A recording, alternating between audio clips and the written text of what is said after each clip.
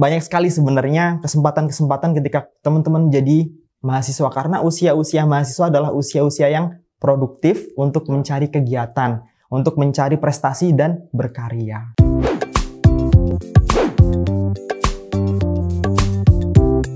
Halo semuanya! Mencari program studi yang berkecimpung di dunia pendidikan dan keguruan dengan banyak pilihan program studinya. Apalagi pilihannya kalau bukan di Fakultas Keguruan dan Ilmu Pendidikan UHAMKA. Fakultas Keguruan dan Ilmu Pendidikan UHAMKA sudah terkenal banget nih sebagai fakultas yang terbaik yang bisa membantu kamu mengembangkan skills bidang pendidikan dan keguruan sekaligus. Ada 12 program studi yang bisa kamu pilih di sini. Gimana? Cepetan deh, daftarin diri kamu sekarang juga.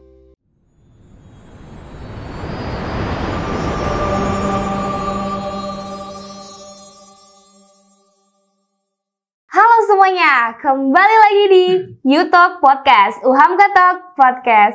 Nah, seneng banget nih, kita kayaknya udah lama banget nggak yutokan lagi. Kali ini gue kedatangan salah satu mahasiswa UHAMKA, lagi-lagi sama mahasiswa UHAMKA ya guys. Tentunya yang berprestasi. Dan kali ini kita akan ditemani sama Kak Rafli. Coba kalian boleh kenal dikit-dikit dulu nih Kak, gimana? Oke, hello everyone. Kenalin, nama saya Rafli. Lengkapnya Muhammad Rafli Ramadan. Dari program studi Kesehatan Masyarakat, Fakultas Ilmu Kesehatan, Universitas Muhammadiyah, Profesor Dr. Hamka. Yes, soal lengkap banget. Udah semester berapa nih Kak? Sekarang nanti Oktober masuk semester 7. Semester 7, berarti ini pas banget nih. Berarti kemarin kesibukannya lagi ngapain nih Kak? Selain magang, ada KKN juga berarti ya? Iya, pas waktu liburan magang KKN internasional, alhamdulillah. Wah, nah itu dia yang mau kita bahas nih guys. Jadi KKN internasional, keren banget nih. Jadi Kak Rafli ini menjadi salah satu mahasiswa UHAMKA yang berhasil mengikuti KKN internasional di Malaysia. Boleh kali ya Kak diceritain dulu gimana nih program KKN internasional ini ada. Terus boleh juga diceritain gimana prosesnya sampai akhirnya Kakak nih bisa menjadi yang terpilih mewakilkan FIKES gitu. Oke, dari historikalnya sih sebenarnya awalnya Rafli nggak ada niatan untuk daftar di KKN internasional, nggak ada sama sekali. Tapi di situ Rafli dapat informasi KKN Muhammadiyah Aisyah yang letaknya di Sulawesi. Rafli apply data, berkas dan sebagainya itu di Sulawesi, KKN Muhammadiyah Aisyah. Tapi di kemudian hari ada informasi terkait KKN internasional Malaysia. Jadi di situ mendapat rekomendasi dari pimpinan FIKES UHAMKA Kak, untuk mengikuti KKN tersebut. Secara prosesnya seperti itu sehingga mendapat rekomendasi dari pimpinan dekanat FIKES UHAMKA. Oke, berarti awalnya, tapi boleh tahu nggak sih aslinya orang apa ya?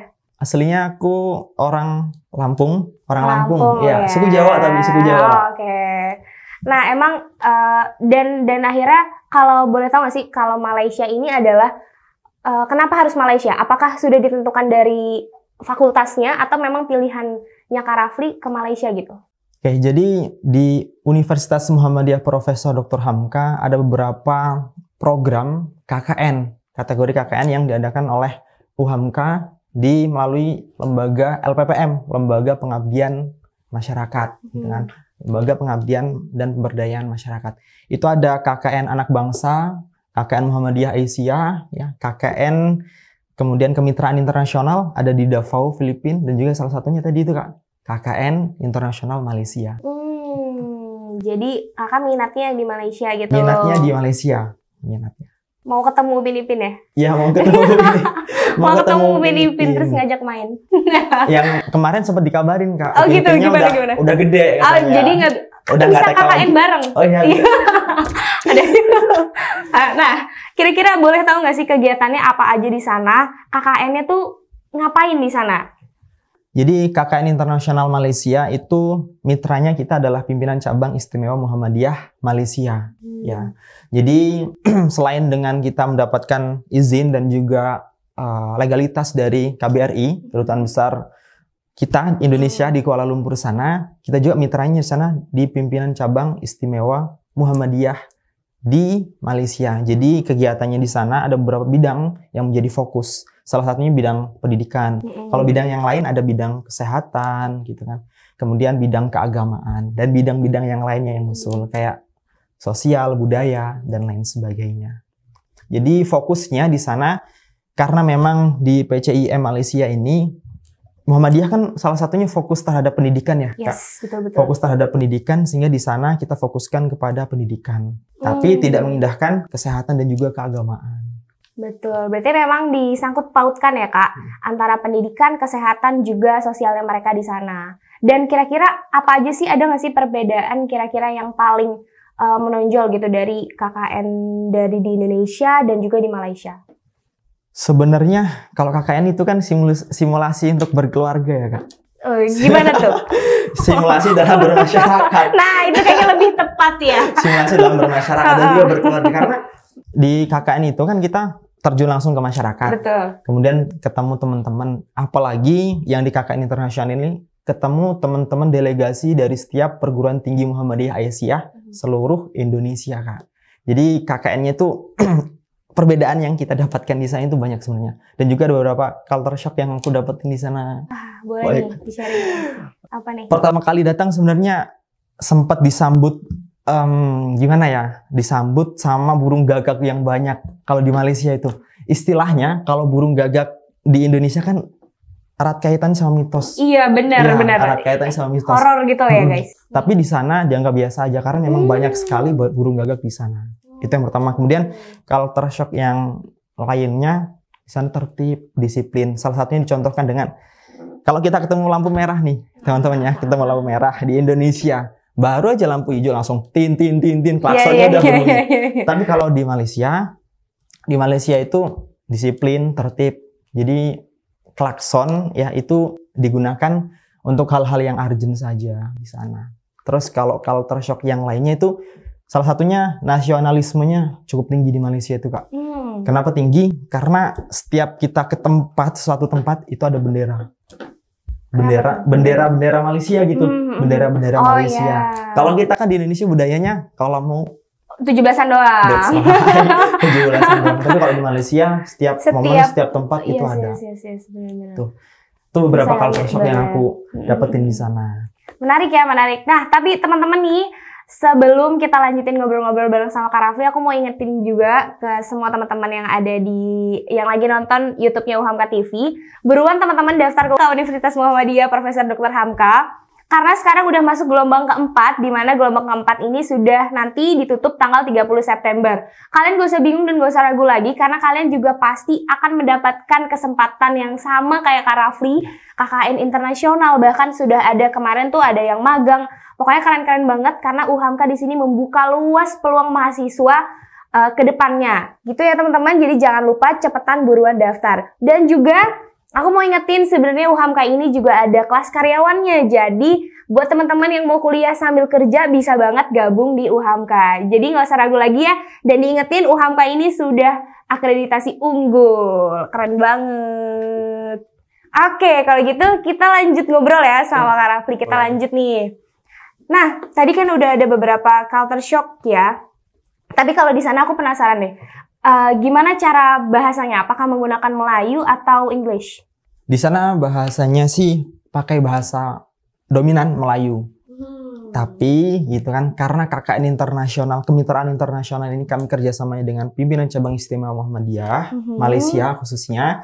Jadi yang menjadi sasaran kita atau mitra kita adalah warga imigran Indonesia. Nah, jadi lebih mempermudah ya? Lebih mempermudah Asik untuk banget teman-teman. Ya. Komunikasi di sana. Betul.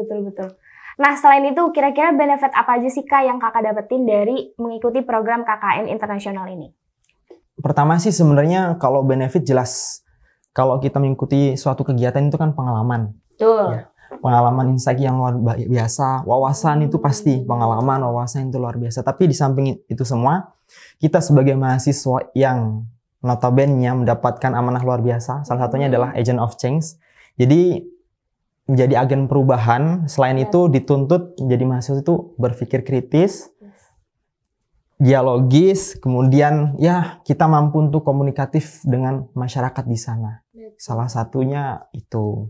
Salah banyaknya banyak sekali. Banyak sekali ya, sampai nggak bisa disebutin tuh ya. Nah, tapi nih, kira-kira boleh nggak di-spill? Kakak nih ikut ke sana itu di gimana nih pembiayaannya? Pembiayaan ya? Oke, kalau untuk pembiayaan, alhamdulillah, kalau dari Rafli pribadi, itu mendapatkan pembiayaan full service, Kak. Wih. Jadi full service maksudnya dari ucapin terima kasih juga ke pihak LPPM yang sudah menanggung tiket pesawat ya beserta bagasinya pulang pergi. Kemudian untuk biaya living cost-nya gitu kan, untuk biaya hidup di sana dibantu dan disupport oleh fakultas. Wih, keren banget tuh guys. UHAMKA memang paling the best tuh. Jadi nggak usah ragu lagi ya buat kalian semua masuk buruan ke UHAMKA, terus ikutin deh nih KKN internasional gitu, karena semua sudah ditanggung ya Kak, berarti. Keren banget, alhamdulillah, ya ampun. Keren. Tapi terus gimana nih Kak? Happy, enjoy berapa lama di sana? Di sana kita waktunya 25 hari. Ya, 1 bulan lah gitu. Iya, Tapi iya, sebenarnya memang itu sudah menjadi program kebijakan ya, karena kita nggak bisa lebih dari 1 bulan. Bisa sebetulnya, tapi ya memperpanjang visa. Bisa sebenarnya kalau nyari jodoh orang sana. Betul. Oke. Selama 25 hari di sana. Kegiatan KKN Internasional Malaysia. Wah, keren banget nih. Nah, boleh nggak sih nih Kak Rafli kasih saran dan masukan buat mahasiswa yang tertarik untuk mengikuti program KKN Internasional? Silakan. Stage is yours. Menjadi mahasiswa itu kan amanah yang luar biasa dari Tuhan kita, Allah Subhanahu wa Ta'ala, dan juga orang-orang di sekitar kita, dan juga amanah dari orang tua. Kenapa Kak? Karena kita harus bersyukur menjadi mahasiswa itu banyak sekali orang-orang di luar sana yang kepingin jadi mahasiswa tapi hari ini belum berkesempatan. Bagi kalian semua, teman-teman semua yang nonton di UHAMKA Talk, UHAMKA TV, harus bersyukur ketika sudah mendapatkan tersemat dalam dirinya menjadi seorang mahasiswa. Kemudian banyak sekali sebenarnya kesempatan-kesempatan ketika teman-teman menjadi mahasiswa, karena usia-usia mahasiswa adalah usia-usia yang produktif untuk mencari kegiatan, untuk mencari prestasi dan berkarya. Jadi banyak sekali kegiatan-kegiatan akademik, non-akademik gitu kan, program PMM, pertukaran mahasiswa Indonesia, student exchange, kemudian program dari Kemendikbud, banyak sekali lah program-program yang dapat kita ikuti sebagai mahasiswa. Betul, dan semua yang tadi dibilang sama Kak Rafli itu sudah disupport dari UHAMKA. Jadi nggak usah ragu lagi untuk masuk UHAMKA guys gitu. Dan juga sebenarnya adalah poin pentingnya sebagai mahasiswa kita harus aktif juga ya Kak. Jangan maunya diem aja. Apalagi tadi Kak Rafli udah sebutin sebagai kita yang dinobatkan bisa berkuliah harusnya bersyukur. Dan dengan rasa syukur itu harusnya kita bisa aktif sebagai mahasiswa. Oke, segitu aja kita berbincang-bincang pada hari ini. Terima kasih banyak Kak Rafli sudah meluangkan waktunya bisa ngobrol di sini. Terima kasih banyak. Oke deh, segitu aja dari kita. Kurang lebihnya mohon maaf semuanya. Bye, see you next time.